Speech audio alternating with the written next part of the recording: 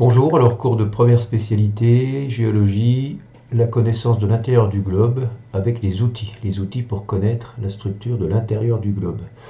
Pourquoi des outils? Tout simplement parce qu'on ne peut pas trop creuser en profondeur, donc les géologues ont dû développer un certain nombre d'outils. Donc voilà le plan du cours qui vous est distribué. Et puis on va essayer de comprendre en fait la construction de ce schéma qu'on aura l'occasion de faire dans le courant de cet exposé. Alors, deux grandes parties. L'outil principal, c'est l'étude des séismes avec les ondes sismiques. Et donc après, que nous apprennent ces ondes sismiques sur l'intérieur du globe. Allez, on est parti. Alors, première chose, première partie, donc qu'est-ce qu'un séisme? Vous avez donc dans le document d'accompagnement du cours un document qui va en parler dans quelques secondes. Là, c'est une animation qui vous montre ce que c'est qu'un séisme. Donc ça permet de copier la définition. Donc il faut des contraintes qui sont en profondeur, appliquées sur les roches. Apparemment ça s'est arrêté. Des contraintes qui sont appliquées sur les roches en profondeur. Ces contraintes s'accumulent, un petit peu comme quand j'applique des contraintes dans une règle en plastique. Les contraintes s'accumulent et puis tout à coup la règle, ou là en l'occurrence la roche, va casser au niveau d'une faille. Et la libération d'énergie se fera à partir du foyer sismique. Cette énergie, elle se libère sous forme thermique, on va dire, de la chaleur, mais surtout sous forme de vibrations mécaniques. Ces vibrations mécaniques sont captées par des capteurs sismiques. Et évidemment, plus on va être loin du séisme, plus ces vibrations vont s'atténuer. Donc voilà le document que vous avez, un document repris dans un livre de 4e. Donc les termes sont connus. Le foyer sismique, qui est l'endroit même de libération d'énergie, avec les ondes mécaniques qui sont des sphères en fait, il faut imaginer ça en 3 dimensions.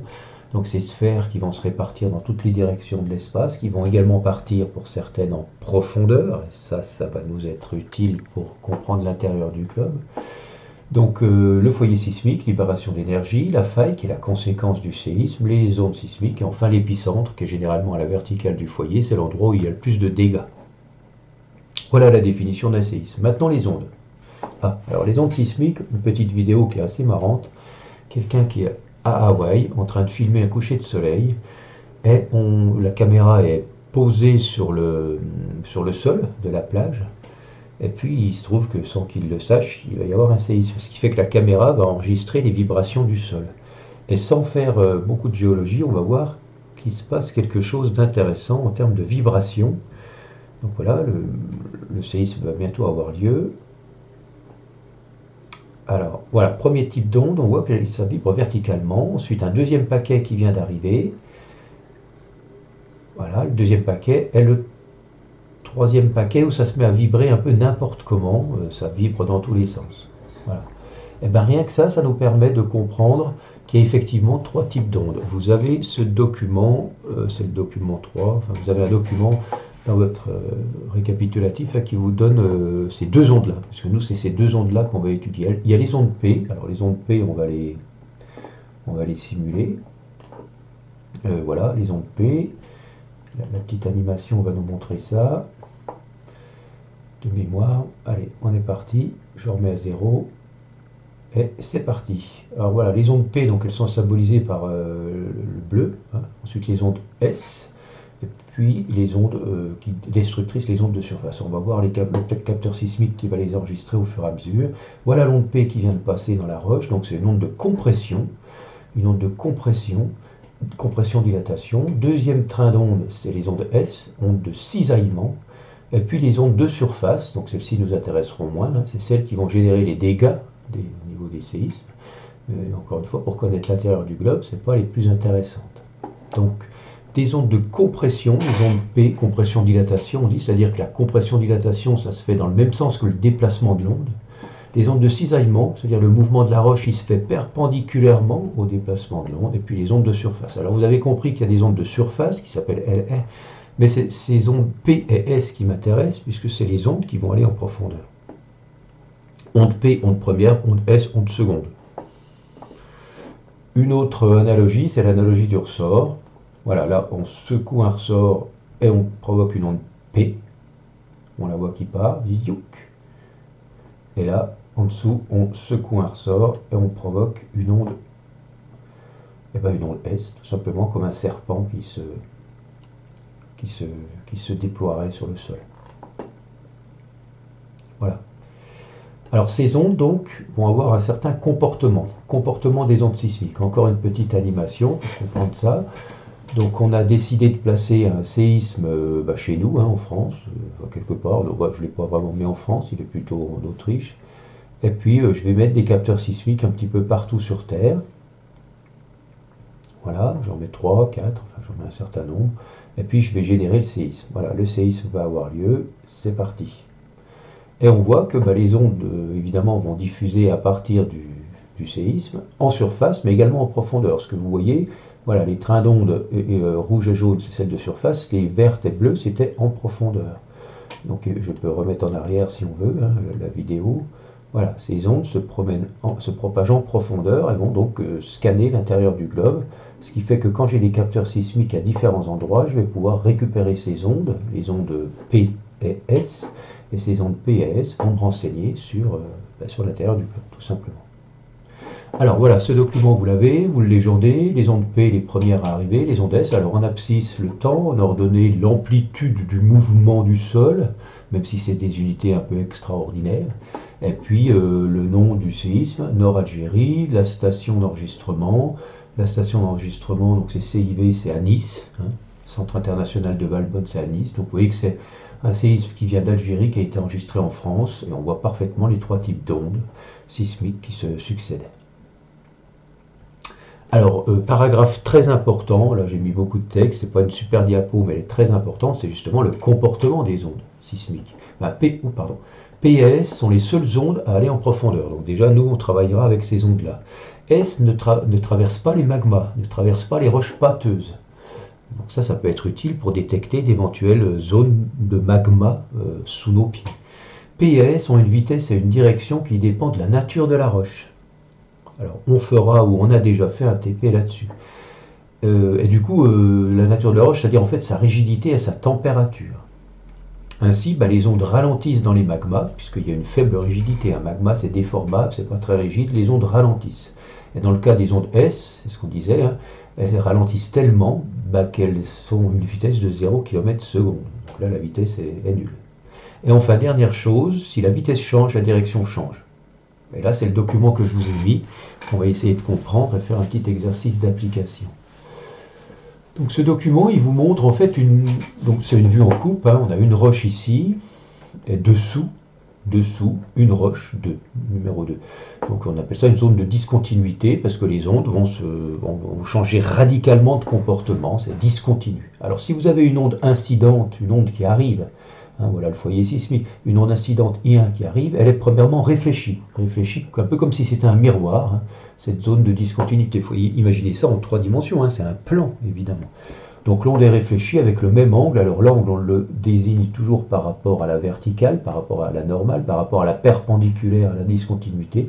Si vous avez un angle incident I1, vous avez un angle réfléchi I1. Bon là, les calculs sont vite faits. Vous voyez que c'est une onde apparemment une onde P, puisque ça vibre dans le sens du déplacement. Et ça redonne une onde P. Et ça vous donne une onde P réfractée. Alors réfractée, ça veut dire qu'elle traverse la discontinuité, mais elle change de vitesse et elle change de direction. Et la direction, ça se mesure avec cet angle I2, toujours mesuré par rapport à la normale. Et cet angle I2, on peut le calculer ici. Sinus I2 sur la vitesse de l'onde dans le milieu 2 est égal à sinus I1 sur la vitesse de l'onde dans le milieu 1. À partir de là, je vous donne un petit exercice. Vous pouvez bloquer la diapositive. On cherche à connaître la roche numéro 2. La roche numéro 2, sachant qu'on connaît la roche numéro 1, on connaît l'angle, on connaît la vitesse, on connaît la vitesse, on connaît l'angle de sortie.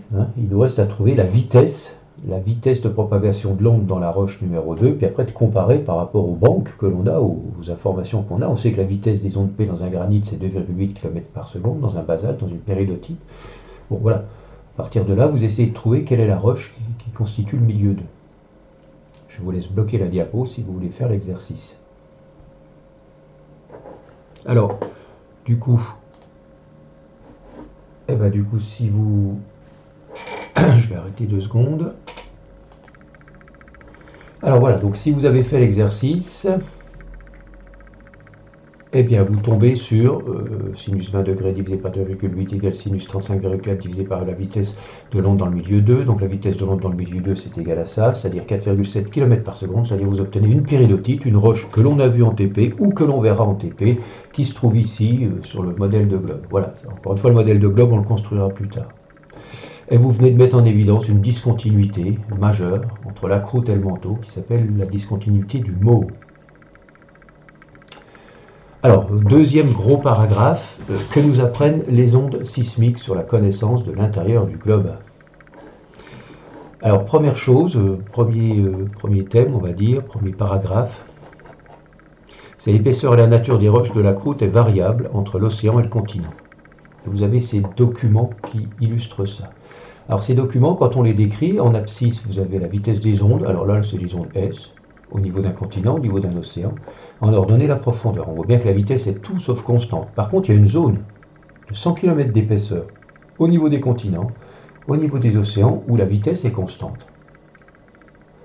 Et bien ici, vous avez une zone de discontinuité. Changement radical de vitesse, 3,547 km par seconde, 3,547 km par seconde, changement radical de vitesse et donc de direction, et bien là, typiquement, on a notre fameux Mohs qu'on a vu tout à l'heure dans l'exercice. On a ici la croûte, donc on interprète cette zone comme étant de la croûte, mais on va voir comment on fait pour l'interpréter. Et puis ici, on bascule dans une autre roche qui est le manteau.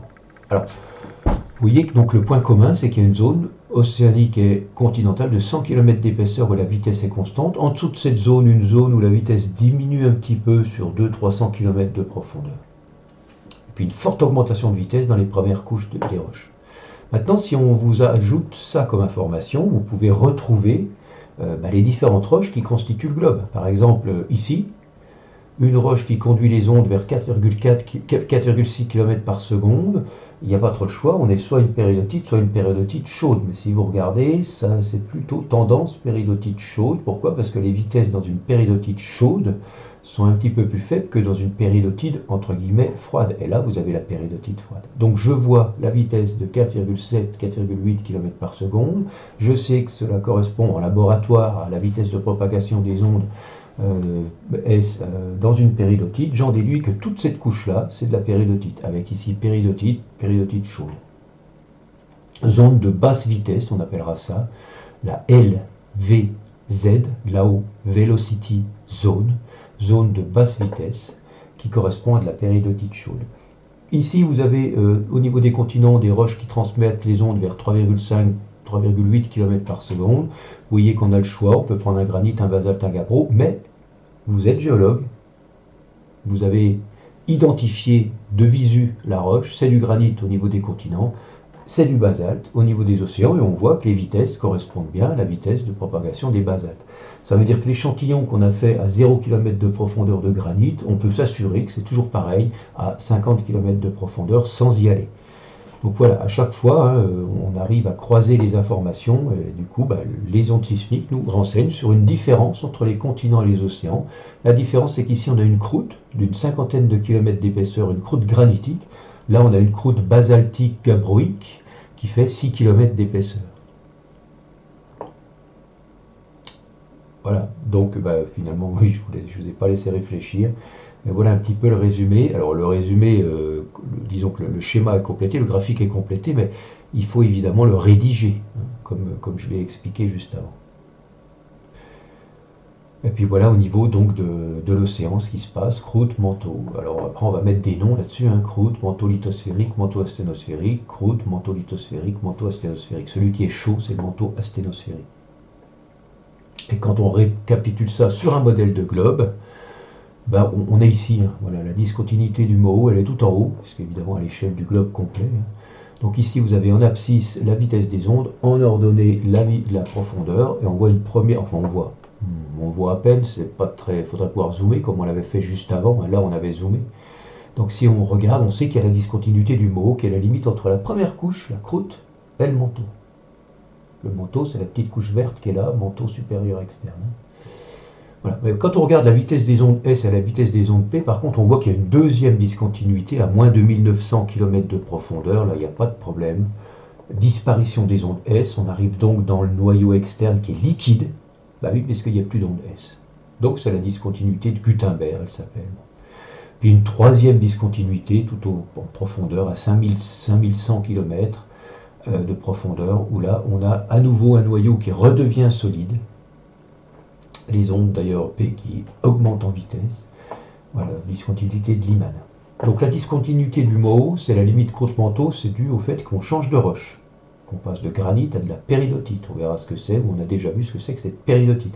On passe du basalte gabbro à de la péridotite, changement de roche. La deuxième discontinuité, c'est à cause d'un changement d'état. C'est la même roche dans le manteau. Je dis des bêtises, hein. Changement d'état, c'est-à-dire qu'on passe à l'état liquide dans le noyau externe, puis en même temps on change de roche. Je ne vous dis pas laquelle c'est une roche que de toute façon on n'en reparlera pas. Puis enfin, c'est celle-ci où on change uniquement d'état. Là, dans le noyau externe ou interne, on a la même roche. Alors, c'est une roche d'ailleurs qui n'a pas de nom officiel, mais c'est une roche formée de fer et de nickel. Et cette roche, elle devient solide dans le noyau interne. Donc, on ne change pas de roche, on change uniquement d'état. Dans tous les cas, de toute façon, les ondes sismiques nous le font savoir. Hein. Il y a un changement de vitesse et de direction. Bon, simplement un petit mot. Pourquoi je vous ai mis la discontinuité de Lyman et de Gutenberg qui ne sont pas au programme, parce que Lyman, c'est la seule femme à l'époque, donc à l'époque, hein, vous voyez les dates, qui faisait de la géologie, qui n'a pas été reconnue évidemment dans ses travaux. C'était une femme, elle n'était pas capable de, alors qu'en fait, on sait très bien que c'est les femmes qui calculaient. Il n'y avait pas d'ordinateur à l'époque, c'était les femmes qui calculaient pour les gars, pour les hommes. Bon, voilà, c'est la petite. Alors du coup, on complétera, vous pouvez compléter ou on complétera en cours ce document, hein, en mettant différentes profondeurs et différents noms de couches. Alors important, ici j'ai dessiné une dorsale au fond de l'océan, on sait qu'il y a des reliefs, on l'a vu dans le premier chapitre, une dorsale océanique, c'est une limite de plaques. Alors on n'a pas encore parlé des plaques, mais vous les connaissez, vous savez qu'il y a des plaques qui se déplacent à la surface du globe, plaque 1, plaque 2, les dorsales sont des limites de plaques. Plaque de quoi? Plaque de croûte plus manteau lithosphérique. Je vous rappelle qu'ici c'est le Moho. Voilà, je suis en train de passer ma souris sur la limite croûte-manteau qui s'appelle le Moho, une zone de discontinuité. C'est l'exercice qu'on a fait tout à l'heure. Et la limite entre la croûte et le manteau s'appelle le Moho, mais la croûte est le manteau lithosphérique, donc un manteau très rigide. Je vous rappelle qu'ici c'est un manteau qui est un peu plus chaud, qui s'appelle l'asténosphère, avec la LVZ. Ce manteau très rigide, je reviens à la manteau lithosphérique plus croûte, ça s'appelle une plaque de lithosphère. Et voilà les plaques que j'ai hachurées en jaune, qui se déplacent sur le reste des roches. Tout ça c'est des roches, hein, c'est du solide. Hein. Donc manteau asténosphérique égale VZ, c'est une roche un peu plus chaude, mais c'est quand même une roche, c'est toujours de la péridotite d'ailleurs. Manteau inférieur, de la péridotite. On arrive au noyau externe qui est pâteux, donc en fait c'est lui, voilà, si vous voulez parler de roches entre guillemets liquides dans le globe, il faut quand même aller jusqu'à moins 2900 km, donc voilà, c'est pas sous nos pieds. Hein. Puis enfin le noyau interne. Donc tout le manteau, c'est la même roche, donc ce vert fluo, ce vert vert et ce vert foncé, tout ça je l'ai mis en vert parce que la péridotite est une roche verte. C'est la même roche, simplement elle est plus ou moins chauffée, plus ou moins comprimée. Donc pas tout à fait le même comportement. Voilà ce beau schéma. Alors, deuxième paragraphe, on va dire, enfin, deuxième information dans votre cours. Donc, on est à... Voilà. Un alignement particulier de séisme au niveau des fosses montre le plan de Wadati-Benioff. Alors, allons-y gaiement. On va prendre le globe, hein, on va enregistrer tous les... Donc là, vous reconnaissez, je pense, l'Amérique du Sud, l'océan Pacifique, l'océan Atlantique. On va enregistrer tous les séismes. On sait que la cordillère des Andes est soumise à de nombreux séismes, tous les séismes pendant plusieurs années. Donc on les cartographie, on les identifie, on les localise, et puis après on fait une coupe A, B. Alors ce document, vous l'avez dans vos documents d'accompagnement du cours, hein, ou si vous ne l'avez pas, c'est un document qui doit... C'est celui-là que vous avez, ou un équivalent. Et donc vous mettez bien A, B, océan Pacifique, la fosse. On sait qu'il y a un relief négatif le long du... Ça s'appelle la fosse, relief océanique. Bon, la cordillère des Andes, hein, et puis voilà. Alors, quand on cartographie ces séismes, on s'aperçoit qu'ils sont alignés en profondeur. Alors alignés avec ici un changement de direction, mais il y a une sorte d'alignement, comme si une chose cassait de manière alignée. Alors cette chose, les géologues l'interprètent. Hein. Vous avez une plaque 1, la fosse c'est une limite de plaque, une plaque 2, et vous avez en fait la plaque océanique qui passe sous la plaque continentale, ça s'appelle une subduction. Alors là, c'est tracé grossièrement, mais finalement, c'est la seule représentation réelle qu'on a d'une plaque. On peut mesurer son épaisseur, ça fait à peu près 100 km d'épais. Donc ici, bah, on a quoi comme type de roche? On a du basalte gabbro, la croûte, qui fait 6 km d'épaisseur, et puis si vous vous rappelez, du manteau lithosphérique. Je vais revenir en arrière, on vérifie. Basalte gabbro et du manteau lithosphérique, qui forment une plaque océanique. Voilà. Donc on arrive à voir avec les séismes les limites de plaques, et notamment les subductions. Paragraphe suivant, l'hétérogénéité thermique du manteau et du noyau suggère des mouvements verticaux. Alors on peut mettre effectivement en évidence des mouvements verticaux. Pourquoi? On peut cartographier la planète en regardant, en retrouvant en fait les vitesses d'ondes sismiques. Donc vous avez des vitesses assez lentes qu'on va coder en rouge, des vitesses d'ondes sismiques plus rapides que la normale qu'on va coder en bleu, des vitesses standards qu'on s'attendait à voir, qu'on code en jaune. Mais là, on va coder, on va regarder ça sur toute l'épaisseur de la Terre. Alors ici, on n'est pas au centre de la Terre, hein, on est à la discontinuité de Gutenberg, c'est-à-dire, si vous vous rappelez, c'est la limite entre le manteau et le noyau. On est donc à moins 2900 km de profondeur. Ce document, vous l'avez dans votre dossier, vous pouvez indiquer ici moins 2900 km de profondeur. Vous retrouvez comme repère notre fameuse LVZ et notre lithosphère. Alors, vu l'endroit où ça a été fait, on va dire que c'est la lithosphère océanique. Et ici, vous avez une île. Vous avez une île ici. Vous la connaissez peut-être. Un beau volcan, des belles plages, des beaux palmiers. C'est Hawaï. Donc, l'île d'Hawaï. Quand on regarde le comportement des ondes sismiques sous Hawaï jusqu'à moins 2900 km de profondeur, on s'aperçoit qu'il y a une sorte de poche de roches qui conduisent les ondes de manière anormalement, je ne sais pas ce que j'ai fait, de manière anormalement lente, moins 1%. La vitesse est un peu une poche, voilà, de roche. Pourtant, on est dans du manteau, puisque le manteau, c'est de la péridotite, c'est la même roche. Alors, qu'est-ce qui pourrait expliquer que cette roche conduise un peu plus lentement? Puisque c'est la même roche, c'est pas la nature de la roche qui va l'expliquer, ça ne peut être que sa rigidité, c'est-à-dire température. Et bien, effectivement, vous avez compris pourquoi on a codé en rouge. On a ici une zone de roche pas normalement chaude, mais plus chaude que ses voisines. On appelle ça un point chaud. C'est d'ailleurs cette roche chaude qui va alimenter en magma localement le volcan. Tout ça c'est solide, hein, attention, c'est pas parce que c'est rouge que c'est du magma. C'est de la roche chaude, mais c'est elle qui va être responsable de la formation locale. On ne le voit pas là, le magma. Formation locale de magma qui va expliquer Hawaï. Donc on arrive à voir, alors d'où vient cette matière chaude? Comme toute matière qui se respecte, si elle est chaude, elle est moins dense, elle vient des profondeurs. On arrive même à retrouver en fait son trajet. Elle est partie de la base du manteau, cette poche de matière chaude, et puis elle est montée, alors des millions d'années pour faire ça, elle est montée sous Hawaï, et puis maintenant elle est bloquée sous Hawaï, et finalement elle va évacuer sa chaleur. Voilà, du coup l'interprétation que vous pouvez en faire. La montée de matière. Donc des mouvements verticaux dans le manteau. Et puis la même chose a été faite au niveau toujours de notre Chili. Et là on voit qu'il y a une poche de matière qui conduit les ondes anormalement rapidement. Il y a toujours la même échelle. Je ne l'ai pas remise, j'aurais peut-être dû. C'est la même échelle. Si on est bleu, on conduit les ondes anormalement, enfin pas anormalement, mais un petit peu plus vite que le standard. Trench, ça veut dire la fosse. Ici on a le continent, ici on a l'océan, voilà la fosse. Et on voit cette poche de matière. Alors c'est clair, on est dans le manteau, donc c'est de la matière froide, cette fois-ci, c'est pour ça qu'elle est codée en bleu. Elle conduit les ondes anormalement vite parce qu'elle est plus rigide, donc elle est froide. On comprend que ça correspond à notre plaque de tout à l'heure. Notre plaque, elle était au fond de l'océan, elle descend sous le continent, elle s'enfonce sous le continent, elle est froide, elle reste froide pendant des milliers d'années, et puis elle va se réchauffer tout doucement. C'est de la matière, c'est de la roche, ça met du temps à se réchauffer.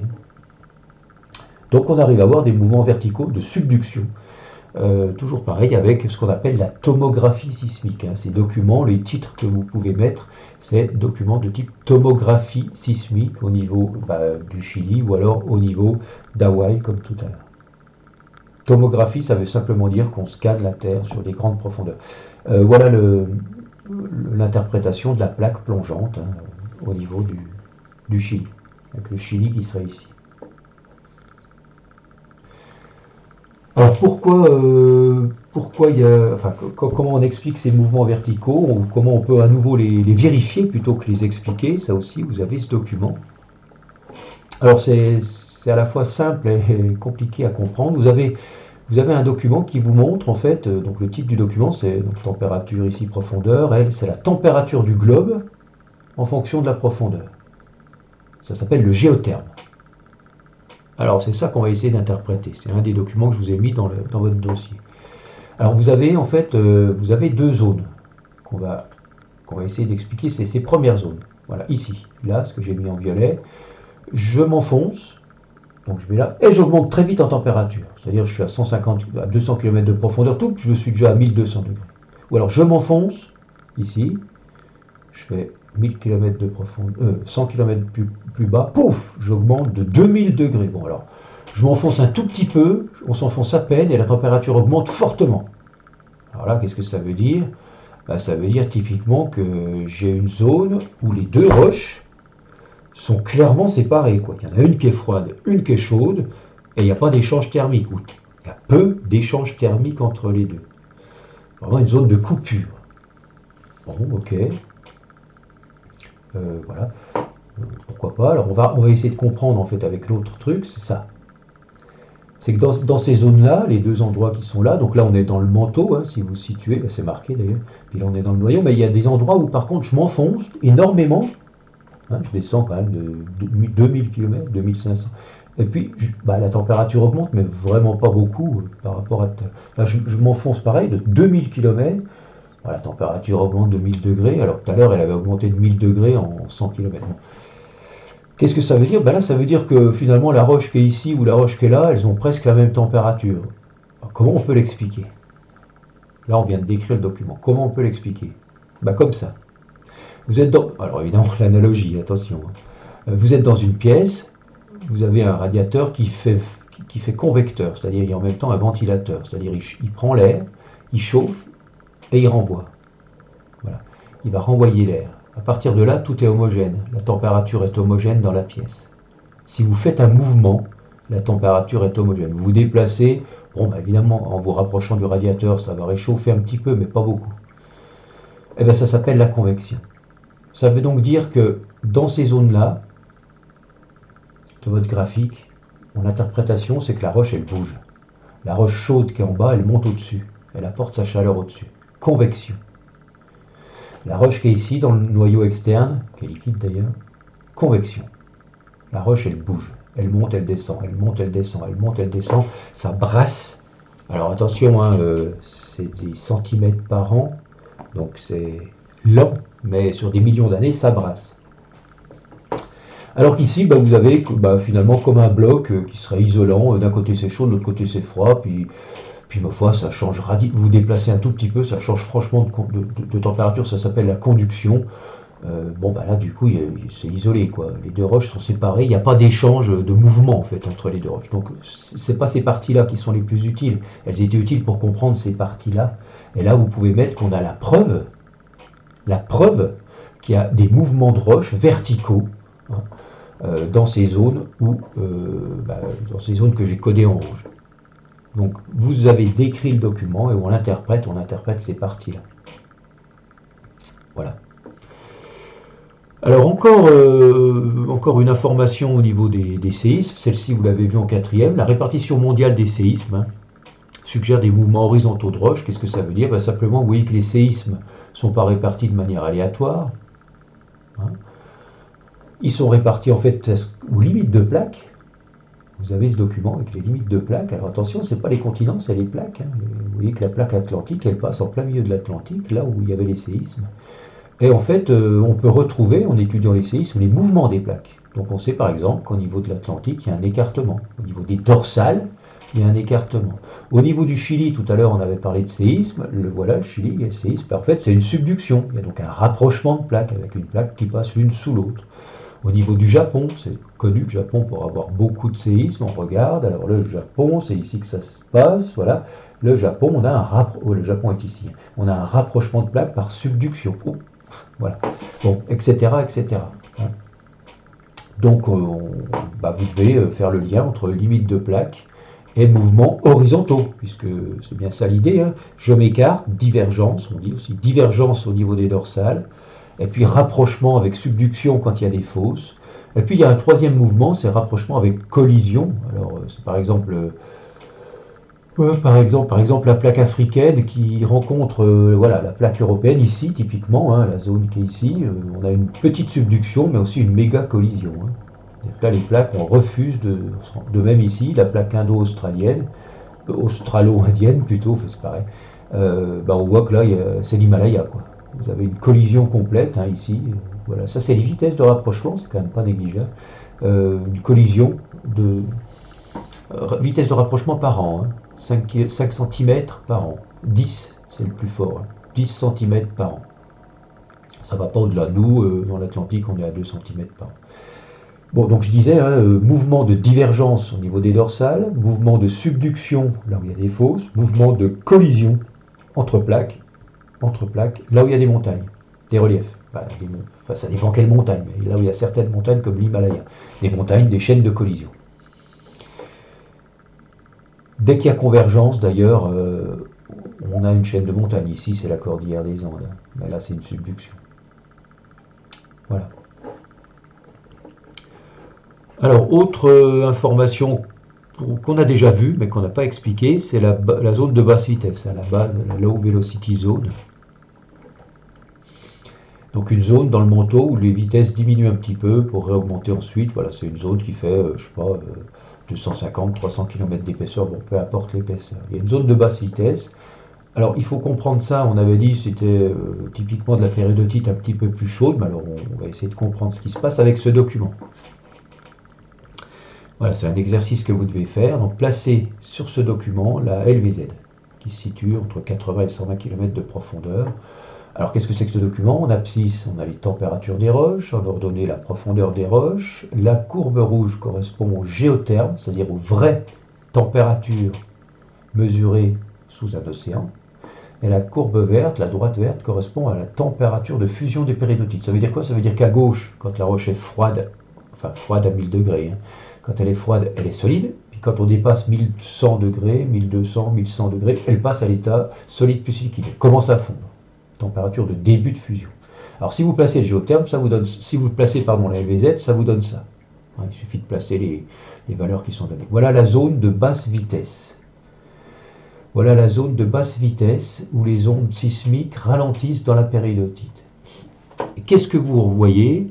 Décrire le géotherme. Alors vous voyez que le géotherme, lui, plus je m'enfonce, plus la température sous l'océan augmente. Même si c'est pas linéaire, hein. Rien d'autre à dire.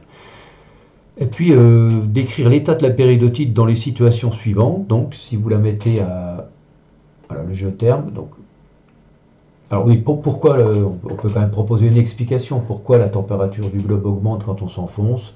C'est lié à la radioactivité des roches. Toutes les roches sont radioactives. Plus je m'enfonce, plus j'ai de roches autour de moi. Donc plus j'ai de radioactivité. Et la radioactivité est source de chaleur. Voilà, on va pas en dire plus en première. Voilà, les éléments radioactifs sont contenus dans les roches et libèrent de la chaleur. Voilà, le principal élément radioactif, c'est l'uranium dans les roches. Alors, décrire l'état de la péridotite dans les situations suivantes. Vous vous mettez à 50 km de profondeur, 500 degrés, 100 km, 1000 degrés. Bon, je vous laisse couper arrêter le film et puis essayer de placer les points. Alors, ça vous donne ça, hein, 50 km de profondeur à 500 degrés. C'est ici, on est dans la zone, typiquement, où la roche est solide. 100 km, 1000 degrés, c'est ici, on est dans la roche, où typiquement elle est solide. 50 km, 1500 degrés, ah, attention, 50 km, 1500 degrés, là, on est en train de faire fondre la roche. Ok. Bon voilà, là on a appris à comprendre le graphique. Maintenant, qu'est-ce qui se passe au niveau de la LVZ? On essaie d'expliquer, je vous rappelle, le but du jeu, c'est d'expliquer pourquoi dans cet intervalle de profondeur, la roche de type du manteau, la péridotite, devient un petit peu moins, enfin, elle va conduire les ondes sismiques un petit peu plus facile, un petit peu plus lentement, pardon. Si vous regardez, c'est ça qu'il faut décrire, dans cette zone, les températures de la roche, puisque les voilà, hein, la roche a une certaine température, et cette température, c'est très proche de sa température de fusion. Elle est presque en train de fondre. Non, elle n'est pas fondue, mais elle est à la limite de la fusion. Donc elle se ramollit. Alors attention, quand je dis qu'elle se ramollit, c'est ce que je dis tout le temps, si je vous mets un bout de LVZ sur la tête, ça va vous faire une sacrée bosse, hein, parce que c'est très rigide, mais c'est un petit peu moins rigide que plus haut ou que plus bas. Parce qu'elle est tout près de fondre. Et comme elle est tout près de fondre, donc voilà, je vois dans la LVZ la péridotite, elle est proche de son point de fusion, elle est solide mais assez proche de sa température de fusion, donc elle est un petit peu moins rigide, il faut bien jouer sur les mots, je n'ai pas dit que c'était de la purée. Hein. Je sais que la vitesse des ondes dépend de la rigidité, donc les ondes sismiques vont un petit peu moins vite dans cette zone-là. Voilà comment on explique donc cette low velocity zone. Alors ça c'est important parce que du coup vous avez ici, si vous vous rappelez, la couche de roche qui est ici s'appelle la lithosphère, qui est très rigide. Elle peut glisser sur la sténosphère, qui est un petit peu moins rigide. C'est comme ça qu'on explique le déplacement des plaques. Enfin, je crois que c'est la dernière information que j'ai mise. Ouais, c'est ce que nous apprennent les ondes. Il y aurait plein d'autres choses à dire, mais c'est que quand on a un séisme, on va générer un séisme ici. On s'aperçoit qu'à l'opposé de la Terre, hein, attention, la Terre est ronde, hein, donc là on l'a mise sur un même plan, mais à l'opposé de la Terre, on a une zone où les ondes sismiques ne sont jamais enregistrées. Absence d'ondes P et S, ici, et puis uniquement les absences d'ondes S ici. Bref, une zone d'ombre. Comment expliquer une zone d'ombre sismique? Alors là, on fera un TP là-dessus. En fait, vous avez une animation qui va vous montrer ça. Ici, vous avez la planète Terre, on va couper, hein, on va passer par le centre de la Terre. Vous avez un tremblement de terre ici, on regarde le comportement des ondes. Voilà, donc là c'est moi qui génère le tremblement de terre. Les ondes partent dans toutes les directions. Chaque fois qu'il y a des interfaces, elles sont déviées, elles changent de vitesse.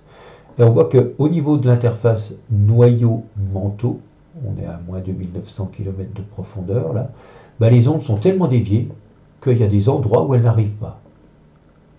Donc vous êtes ici sur Terre, il y a eu un séisme ici, vous êtes ici sur Terre, vous ne captez rien. Vous êtes ici de l'autre côté, enfin c'est pas de l'autre côté, c'est un anneau, hein. Vous ne captez rien non plus. Regardez, la zone d'ombre, elle est comme ça. Hein. C'est un anneau. Donc on a eu le séisme, on est d'un côté, on est de l'autre côté, on ne capte rien. C'est la zone d'ombre sismique, tout simplement.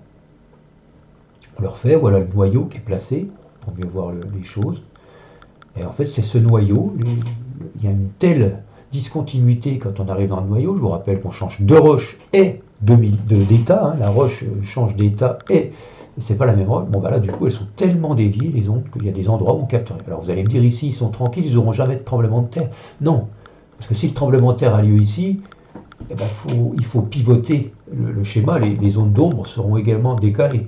Donc, potentiellement, partout, on peut recevoir des ondes sismiques. Mais pour un séisme donné, il y a un anneau qui se forme, un anneau d'ombre sismique. Voilà la version que vous avez dans vos documents qui vous montre qu'à l'interface noyau-manteau, il y a une forte déviation, zone d'ombre. Les S sont davantage déviées que les P, donc il y a une zone d'ombre qui est plus importante pour les S, mais enfin peu importe, il y a une zone d'ombre, on ne va pas rentrer dans le détail. Voilà, et ça sera le modèle de Terre que je vous propose à la fin des documents, qui vous permet de faire un récapitulatif de ce qu'on connaît de la Terre actuellement. Alors on regarde un petit coup. Hein. Déjà, on va essayer. Donc vous avez une coupe. Vous avez bien compris que vous avez une coupe. Tout ce qui est marron ou bleu, ça correspond à la croûte océanique, croûte continentale et croûte océanique. Ce qui est vert foncé correspond au manteau lithosphérique. Donc du coup, voilà la lithosphère. Ensuite, le manteau asténosphérique, avec la LVZ ici, et le manteau inférieur. Et puis à l'intérieur du globe, à l'intérieur plus bas, le noyau. On ne va pas trop s'intéresser au noyau, noyau externe, noyau interne. Bon. Les limites de plaque. Chaque fois que vous avez une subduction, limite de plaque ou une fosse, chaque fois que vous avez une dorsale, là c'est pas une dorsale, là il y a une dorsale, limite de plaque, limite de plaque, limite de plaque. Premier mouvement dont on peut parler, c'est une lithosphère qui s'enfonce dans la roche. Attention, c'est de la roche solide, rigide, froide, qui va casser d'ailleurs, faire un beau plan de Benioff, mais qui s'enfonce dans de la roche solide. Hein. On n'est pas dans du magma là. Donc c'est pour ça que ça casse d'ailleurs. Mais celle-ci, elle est un petit peu plus déformable, donc elle ne casse pas. Il n'y a que la roche froide qui va casser. Bon, c'est la subduction qu'on a vue. Donc ici, subduction avec une fosse, subduction avec une fosse. Et donc une lithosphère océanique, c'est toujours une lithosphère océanique qui subduit. qui s'enfonce. Deuxième mouvement vertical, très localisé sous les dorsales, une montée de roche qui va se mettre à fondre. On en parlera dans le chapitre suivant. Formation donc d'une dorsale. Donc c'est très localisé là. Vous voyez que là la subduction elle va carrément jusqu'au noyau, alors que le petit mouvement d'accrétion que j'ai mis ici, c'est localisé sous la dorsale. Il n'y a pas de matière qui remonte de profondeur. Par contre, des matières qui remontent des profondeurs, enfin des profondeurs de l'interface noyau-manteau, c'est ce qui se passe au niveau des points chauds, hein, comme on en a parlé. Donc les points chauds, c'est des grands panaches de matière chaude qui viennent et puis qui vont finalement former du magma. Mais le magma, il se forme juste là, hein, c'est les petites taches rouges qu'il y a ici. Il n'y a pas de magma là, c'est de la roche chaude. Hein. Donc 3 points chauds. Certains points chauds peuvent exister dans les continents. Et puis ils sont plus abondants dans les océans parce que la lithosphère est plus facile à percer, si l'on veut. Voilà votre modèle de Terre tel que vous devez le connaître pour l'instant. Merci à vous.